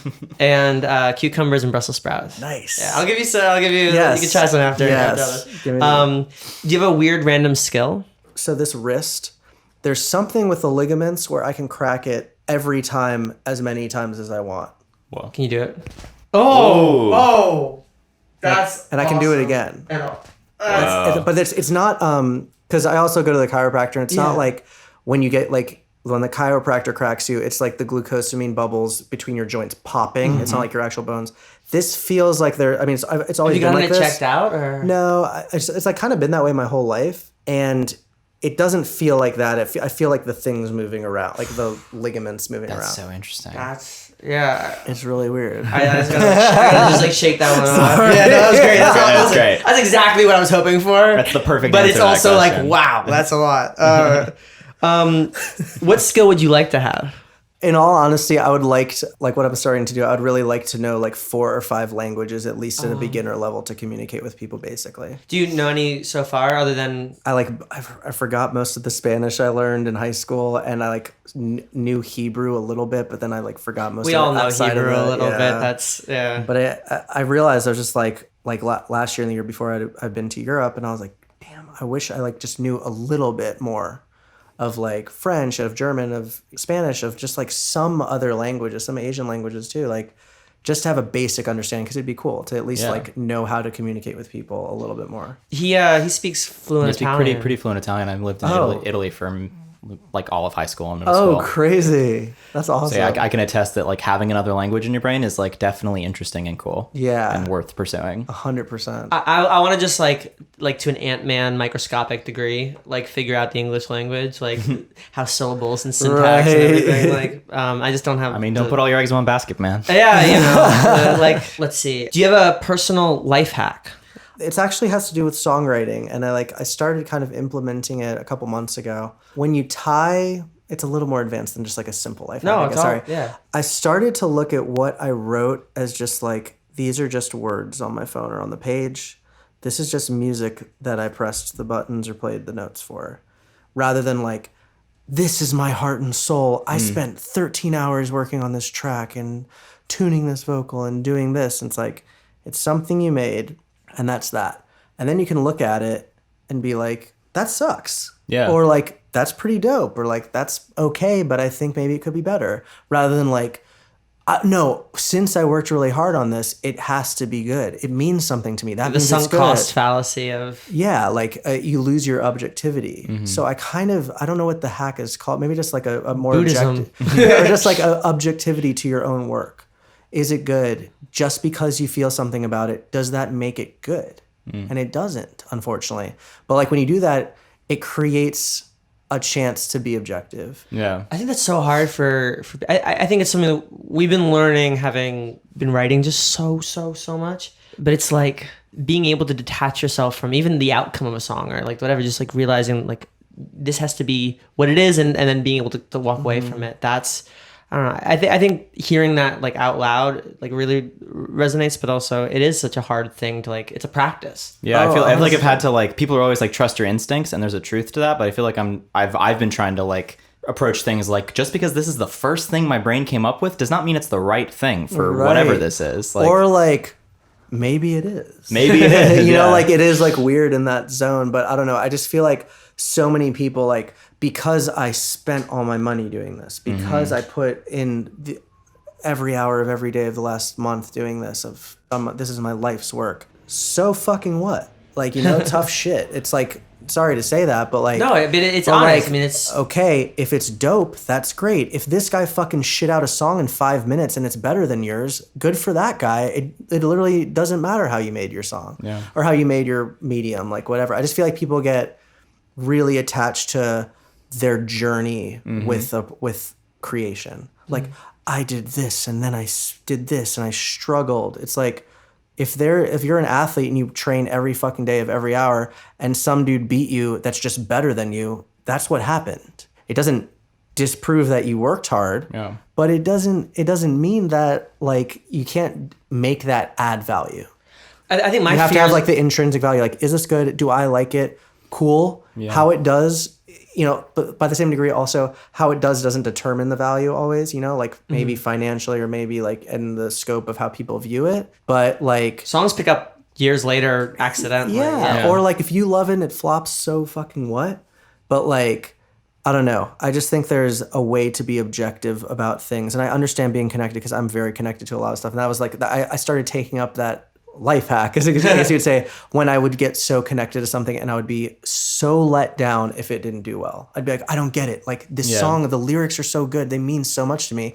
It's like, fuck, dude, it doesn't always matter. It doesn't always matter how good you think it is. Yeah. What I like about specifically what you said, like it's just words. Like I think my fear was always like I wrote the best like thing I'm ever gonna write. And I think that That's everyone's fear. I think once I just started like really saying to myself like I have not written my best song yet. I don't know when it'll happen, but it's not today. I'm gonna write the best thing I can today. It's not my best song because my best song is gonna be the day after I die. It's like you just there's a quote. What is it from Infinite Jest? He died with his potential intact. Yeah, I forget where that's from. That's the whole idea. Is like he died with his potential intact. It's like I'd rather think like that. And so that it'll just happen tomorrow. And so I don't get scared anymore if it's like, okay, this song isn't working or these words aren't working or anything. I appreciate that. What's the most useless fact you know?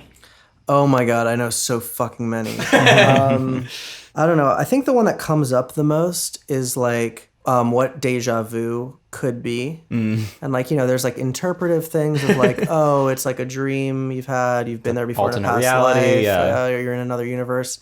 And then like the scientific one that they came up with that's still unproven is a misfiring of your long-term memory. So you're in a short-term event, but it feels like a long-term event. So it pulls from your long-term memory, but there's nothing there. I buy that 100%. So it's like, you're like, wait, I feel like I've been here before. Or maybe it's your brain just being like, oops. Yeah, like that makes the most sense to me, that it's just like your brain being like, boop, and you're like, it feels a certain way because and you're like, wait, I've been here. Like, well, you it's were like there. You were I there. was like, it was like a loop where it's like you processed it like 5 seconds earlier than when you actually like realized you processed it. So you're just getting that double feedback. Yeah, there's a couple things. I think maybe something in there. God, I wish I thought of something stupid. I'm always saying stupid shit to people, but I don't know. Noah recently told me that buffalo is. I think it was too many buffaloes. But... Oh, shit. I always mess it up, but that's a grammatically correct sentence. Really? Buffalo. That's Yeah. a grammatically coherent sentence in English. Interesting. So it's buffalo from buffalo, and then buffalo the verb means like to bully. So it's like buffalo, who in turn buffalo. Right. There's a lot of implied. That's amazing. language I in love that. I have a follow-up question to the next one, but which fictional universe would you want to live in? Let's see. I mean, I guess I'll say Marvel. I guess That's I love mine. Marvel. I like the Spider-Man comics, and I like the movies are good. The Guardians of the Galaxy shit's so sick. And what about you guys? Maybe the Kingdom Hearts universe. Some people really like that place. I really like that whole. Yeah, I would fight with a Keyblade. Yeah. So my follow-up question is: do you play video games? I do. I don't play Kingdom Hearts. I do know people that play it. My main game that I got so stupidly obsessed with was Fallout 4. Wow, Ooh, that's a good one. I'll do it. Unfortunately, Fallout 76 was the biggest travesty to ever happen to humanity. I would agree with you. Yes. I guess it's like music, though, dude. That's why I always think it's like, yo, this is the next hot shit, and it comes out. Everyone's like, nah, dude, this sucks. And then you're like, fuck, we thought that might have been good. They're like, well, Then like someone's like, this is a new thing. They're like, holy fuck, this is so good. You never know. What superpower would you want? I'm just gonna be pretty simple. I think flight, because the dumb shit you could do. Yeah. I always have this question with people. I was like, all right, you can have the power of flight, but you can only go like 5 miles per hour and fly only like 10 feet high. It would be so fucking funny to be like... That'd be great, though. Could you imagine if you needed to be like in a sitting position? Yeah, too? How like you funny have that to be would look? standing. Yeah. Just going to the grocery store 5 miles an hour, 10 feet off the ground, like that. I would do that every day. Like really? It'd be like a segue without the segue. Yeah, like, exactly. yeah. Given that there are no paradoxes, and including your own life, where and when in the past would you time travel to? Dude, this is so crazy, and I know there's so many other better answers. There's so many other better answers, but I've always wondered this since it happened. When Jerry Finn, the producer, was recording Enema of the State for Blink-182, because he passed away. Yeah. How the fuck did he do that? How the fuck did he do that? It sounds. You just want to be a fly on the wall, and Just that's. I just wish yeah. I could, or even just when he was alive, just to maybe ask him for 30 minutes, just about some of the stuff. Like, I know it's so minute and like maybe dumb. But No, like, that's but like he's not around. Like, I've met Mark Hoppus before. I've met Travis. I've like briefly, but like I don't get it. I don't get it with the technology in 1999. How? I understand they use the auto-tune hardware unit. I understand they had Pro Tools, but Pro Tools didn't really have plugins yet. Like at that point, I understand there was editing. I don't get it. I listen and I listen and I listen and I listen. And I'm like, how the fuck are the guitars so lined up? How do the vocals sound so good? how many hours did this fucking take? There's no auto-tune glitches. There's nothing. I just don't know. It's an insane record. I mean, At that time, dude, no band no pop punk band had ever sounded close like it. I was like, these guys are the best singers I ever fucking heard. Every note's perfectly in pitch. Like, they must have gotten really good since Dude Ranch, like whatever. It's like, and the same thing with Take Off Your Pants and Jacket, the one after that. Oh, yeah. Like, I've heard and read some of the methods they did. I just wish I could have talked to Jerry Finn. Just seen it. Just for 20 or 30 minutes, just to ask him like a couple questions about how he did it. Because, you know, most of the times when you ask people about that, the chances are, yeah, they did it this way and it was, you know, whatever, it just happened. They just recorded it. He just had some sort of talent that I don't know what it is. He just knew how to make that sound in that way that influenced all those fucking people and myself. Like, I don't understand. I don't know if it's just like a mental block I have because I was like 13 learning on guitar. How are the guitars still lined up? How many fucking stacks are lined up so clean? How are the vocals sounding so good? How? In 1999? 20 years ago. I think that's a perfectly fine... Sorry. Yeah. No, I think that's a perfectly fine answer. I mean, like, and I never necessarily pulled at this thread, but like, other than like the 20s, if I could be a fly on the wall, I would love to have been in the cabin in Wisconsin when Justin Vernon recorded the first Bon Iver record. Yeah, interesting. Yeah, like Forever Ago. Because all he had was the 8-track pots and pans and his guitar. Like, you know... That record sounds so crazy and good. So crazy good. But even just like writing it and like just seeing this, just like a guy alone in a cabin making a record. Like that's so cool. Yeah, you know, and the myth of that thing is just so like he went into that cabin with mono and an ex-girlfriend, just dumped, and the band broke up, and he had mono, and he went to this cabin for like a couple months, and he comes out Bon Iver. Like what that must look like. Like I'd like to think Stanley Kubrick was there and Kanye was there, and they're all just like, it was like in his studio. They had like notes, and like it was like a label meeting. Would you be a pirate? Yeah. Yeah, that's the right answer. That is sick. But see, at least he knows that he would die of scurvy. Without the bads, like the really bad stuff. I think there's like a just piracy. I wouldn't want to pillage these. Yeah, it's called just like being a sailor. That's just like you want to be a boat captain, but you don't want to be a pirate. I want to sword fight. Their asses off trying to make money for their family on the shore, on the fucking harbor, and you go in there and fucking steal their shit. Come on, dude. I would want to like challenge the pillagers. I would be like the pirate versus other pirates. I would be not a pirate. That's an officer of the law. I'm an anti-hero because I'm outside the law. You know, like the law can't contain me. Yeah, the law is corrupt. Yeah. The law is in it with the pirates, and I'm fighting the law and the pirates. Conspiracy.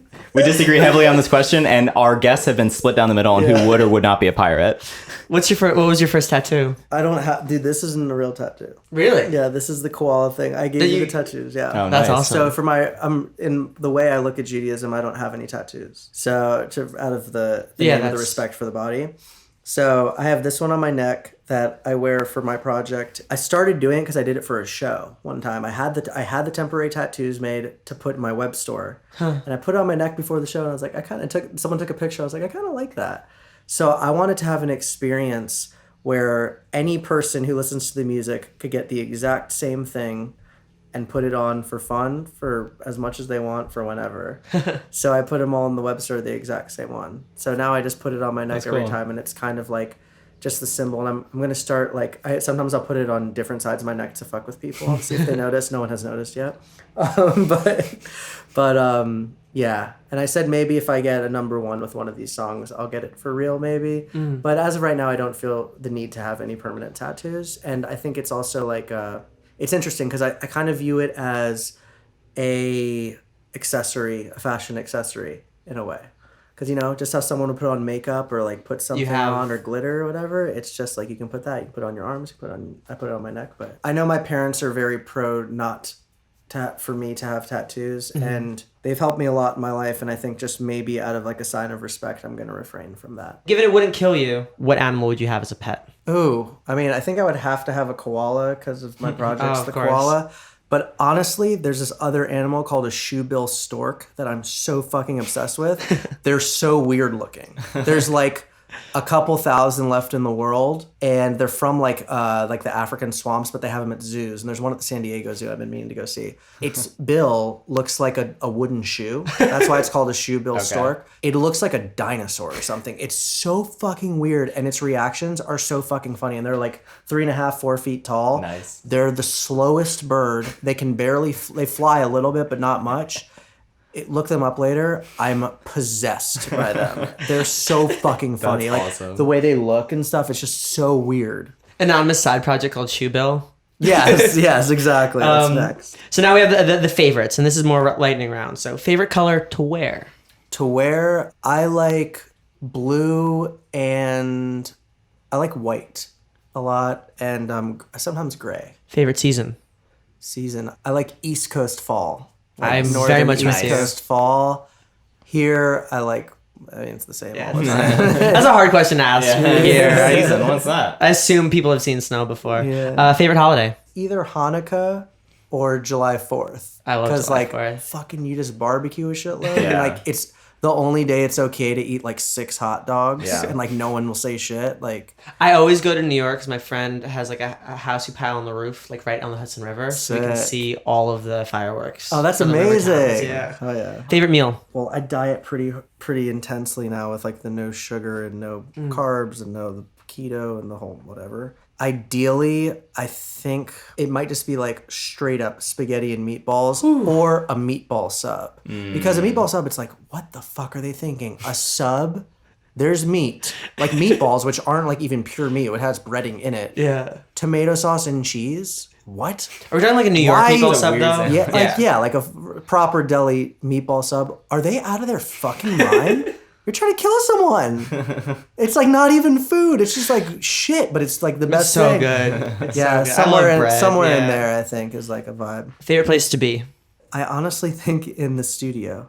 That's great. Yeah. It's also my least favorite place to be some days, but there's something about. You gotta love something to hate something, right? Yeah, like mainly alone. I think like if I'm in there working on something, it's just you versus yourself in there.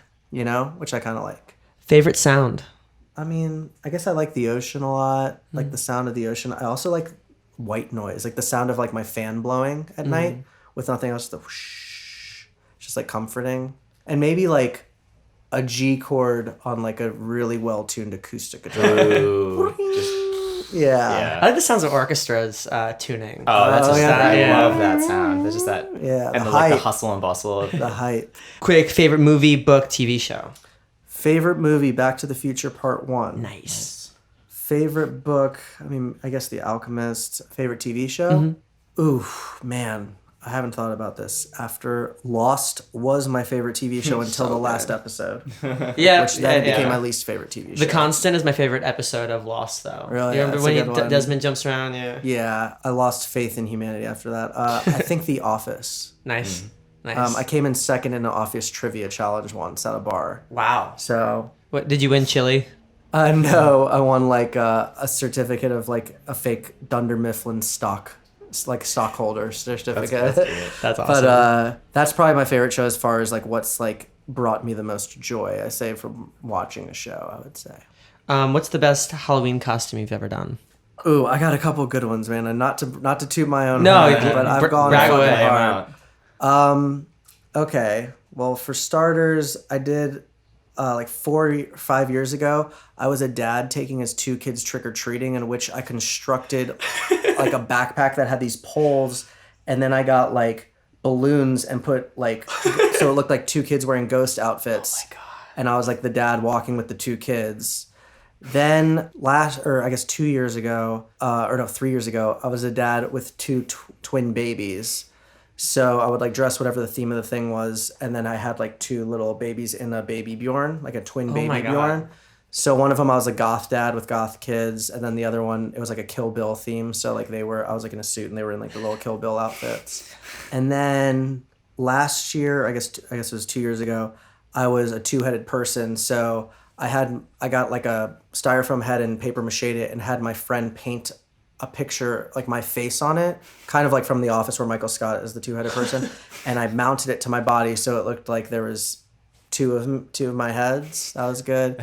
And then this past year I was Elliot in E.T. from E.T., except I was E.T. and Elliot was on the bike behind me. So it was like one of those like person-in-person costumes. So I had like a basket with handlebars. I'll have to show you guys pictures. so Yeah, elaborate. I that's love it. amazing. I think the best we've ever done was Miguel and Tulio from El Dorado. Oh, that's amazing. We just put on the colored shirts, Yeah. and I put on a vest and had a beard at the time. Right. Oh, and also this past year I had a really good one. I was at your childhood TV playing the movie Hocus Pocus. What? So I put an iPad inside a cardboard box and had Hocus Pocus playing on the iPad That's amazing. with sound. Okay. That listen. Wow. We got more than we bargained for. Yeah. That's great. Best date you've ever been on? Best date? Yeah. That's a tough one. Oh, one time I went to go see Matilda the musical. Oh, nice. That was pretty cool. I was like, oh, it's a musical, it's Matilda, and I was like, damn, this is fucking Music's amazing. pretty good in it. Yeah. it When was I Grow Up great. is a Yeah. solid song. Tim Yeah. Minchin did the music. Tim What's Minchin that? did the music? Oh. Yeah, That's he's awesome. an Australian I didn't know comedian. that. Yeah. Can you whistle? I cannot whistle. Can you snap? I can snap. What's one thing you looked forward to as a kid that turned out to be not so great as an adult? The responsibility of like doing whatever you want whenever you want. It's freeing, but it's also a little scary because you're wondering if like, am I spending the right amount of time on things? Am I like it's a lot more like a lot more stress. stressful. Well, it's You think crazy it's how gonna things be. like pile up, like dishes and laundry. Like you have to do things incrementally for it to not like. What's something you did that you'll never do again? Probably maintain either friendships or relationships with people that are like just manipulative people. Once you see it, you can spot it from a mile away. But before you see what it is, you have no idea what's going on until you deal with it. So like, you catch the face to- scent, and then you're like, until you you know, catch the scent, you're like, holy shit, this like you can point it from any direction. You can see what's a manipulation, and it's like these certain people they just exist. That it's just like people with sociopathic tendencies that they cause more stress in your life than they do joy. And after meeting some people like that, I would say that's something I will not do again. you got too many friends. Yeah, enough of yeah, them, exactly. yeah. 3 thoughts at this very moment. 3 thoughts. It's a nice day outside because I'm looking outside. It's very warm. This fruit was good. You guys did a great job providing it. Thanks. It's very fresh. And I like that. Is that a Martin? Yeah. I like that guitar. I can see like the electronics inside from over here. It's interesting. Advice to your teenage self. Don't be a little fucking asshole. Amen. Stop with the fucking egotistical bullshit. Stop with the insecure bullshit. Have a little confidence in yourself, and you don't have to fucking show people. Just be a regular person, and it'll work out how it's supposed to work out. I love that. It's a little harsh. It might be the same answer to the next question, but what advice would you give to new artists and producers? I would say writers? the most important thing is persistence and to not get bogged down by failure, but rather see failure as a step in your process. You're aspiring. I mean, there's this book I read, Ego is the Enemy, that talks about this a little bit, but you're aspiring, you're succeeding, or you're failing.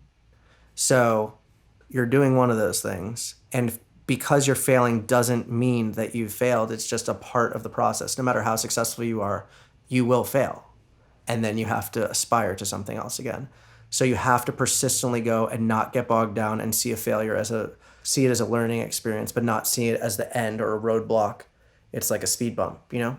So persisting and not giving up are the most important things. And, you know, if your persistence isn't working, try changing your method, but you have to keep persisting because it's simply a matter of time before people turn for an answer and you're the person standing there. That's my advice. I mean, that's perfect. Yeah. During the harder days in Boston, I would try to contextualize like the hardest, like the lowest points, like in the form of an interview. Like if you know if I was broke and not making rent, you know, be like, oh well, thank you, Jimmy, for asking that. That was that month I almost got evicted, but the next week I wrote the hit that got us to Los Angeles. I just contextualize that like life kind of moves on and moves in ways that it does. That's so crazy, yeah. And then last question. If you had to write a review of your life up until this point in 1 or 2 sentences, what would the review be? He liked making music, and he was interested in a lot of stupid shit that no one found amusing except him, but he did it because he liked it and it was funny, I guess. I don't know. I don't know how to say that. It's just like, I'm just so interested in stupid shit that means nothing. And maybe it's because like, it takes the pressure off making music and being professional all the time, or like trying to focus all your energy. I just like dumb, trivial, funny things, like stupid facts about something, when something really dumb and funny happens and no one thinks it's funny except for me. So like a perfect instance of this is my last story of the day. No, you're good. My friend had a fish fry. So he has like 15, 20 people over for this fish fry, and he's like an amazing chef, you know, and he's like barbecuing and he's like doing the shit. And so he has the fish fry. And I go, you understand today that you have to stop, like have everyone quiet down and say, looks like we got bigger fish to fry. And he's like, I guess. I was like, how fucking funny would that be? And he's like, I don't know. So he does it in a way that's like kind of a question. He's like, excuse me, everyone. And everyone's like, yeah. He's like, it looks like we have bigger fish to fry. Silence. I'm laughing my ass off. It was so fucking funny. No one thought it was funny. Arguably funnier because no one thought it was funny. I know, exactly. No one even, everyone was like, what? I was like, this is amazing. We are at a fish fry and someone just said we have bigger fish to fry. Come on. Like shit like that. I like doing stuff like that, man. But I like I like that you do the robotic stuff. Like, listen, I can talk to you for an hour about pickling. Like, you're in this. Like, this is, you know. I'm in, baby. Yeah, I got you. All Dude. right. Yeah. All right. So those are the questions. You nailed it. More or less wrapping up. You put out before I didn't exist. Yeah. Great song, great record. Thanks, man. What was the process of making that record like? The process was I had the songs done for a little bit, but I was like going through the end of a relationship with that one. So it starts off like happier, and then it gets a little darker at the end because it's like we broke up in the middle of the EP. So, yeah, I just kind of made most of that in my bedroom. I have a little bedroom set up, like not at my studio, and recorded and mixed it there. Yeah, I think I just started like incorporating more of like the animated stuff as well as like a live action thing, which I hadn't done before, just me in it. But yeah, that was kind of an emotional journey because it started off happy and then I was like, I want to write sad songs right now because I'm not feeling too well. So it was a good arc. Where did before, like the song Before You I Didn't Exist, like sort of line up in that time frame? It was like the third song I did. So it was like right on the brink. It was right near the end. And that was it's interesting because that song is kind of talks about like codependency a little bit. Like, wow, I don't even know what I did before I met you. It's like that is good and also not good because it's like you want to like be your own person still, and like that's where I felt like the relationship started to go bad. It was like a little too obsessive with each other, which is like you want to be obsessed with someone but you don't want to be codependent, and it was kind of right on the fine line. It's like the Theseus ship of the thing. It's like, you know, somebody can have such a profound impact on your life and like change your life so much that like the I that now exists like is different. You know, it's it's like eye. And I don't know. I definitely felt that song. You know, and I just love how it starts too. Just like with the robot the voice, speak and the spell. Apple Talk thing. Yeah. Before you, I did things for you. I did things for you. I did things for you. I did things. That's awesome. Oh yeah, thanks, man. When we first met at the Grammy party, you were telling me about the new project that you're working on. So the next material I'm going to release, I'm going to do 4 3-song EPs that will be like a full length. Each EP is paired with a comic strip. So the comic strip is the adventures of me and the koala in this other world, and each song lyrically goes along with the comic. So as I release each song, there will be some comic strip. There'll be an animated video that goes with each EP, and then at the end, once all 12 songs are out, there'll be a full-length comic book. Wow, That's awesome. So what I'm trying to do a little differently that other artists have done with the comics is like, oh, this is a comic book, but this is really lining up to lyrically what's going on. There's a storyline I've written for what happens, and each song has its comic strip with the concept, rather than just like a more broad thing. So it's a little more specific, and it was a little more difficult to write because I'm like writing to the storyline, Right. but I'm still trying to make them like songs that I want to write, Yeah. but also relate to this comic strip. That's a huge undertaking. What Yeah. inspired that idea? I think I just wanted to do something different for me out of the box and challenge myself and just be like, what would I think is cool if I like checked out someone? Did you read a lot of comic books as a Kind of, not really though. I kind of like got into them when I started doing it. I was like, let me look at what's going on now with comics. Cause I mean, I've seen comic books here and there, but nothing crazy. Yeah. And I got a couple comic books I liked, and I was like, all right, let me figure out how to do this. Because this would be like, if I saw someone do something like this, I would think it's kind of interesting.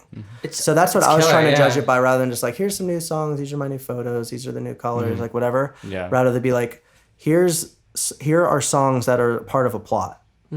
Here's the comic that it goes with. Like, I know you could post the song and like look at the comic strip and be like, oh shit, like that's when the verse into the chorus, that's like what's happening right there. And people can be invested in, and it creates its own universe, which I'm kind of interested in, to kind of making it a more of a bigger picture rather than just the music. Does the koala have a name? It will.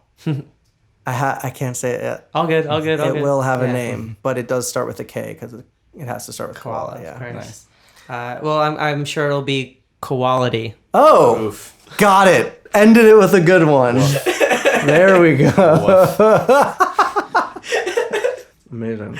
Anything else you want to shout out? Anything on the horizon? Yeah, just the new stuff coming out.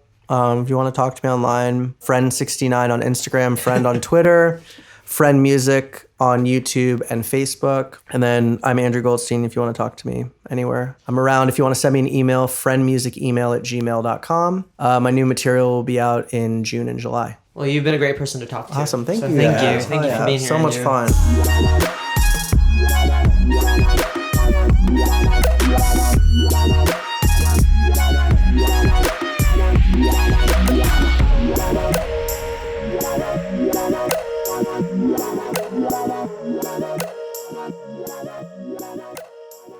We would like to thank Jägermeister and Isotope for their early support of Talking Lion.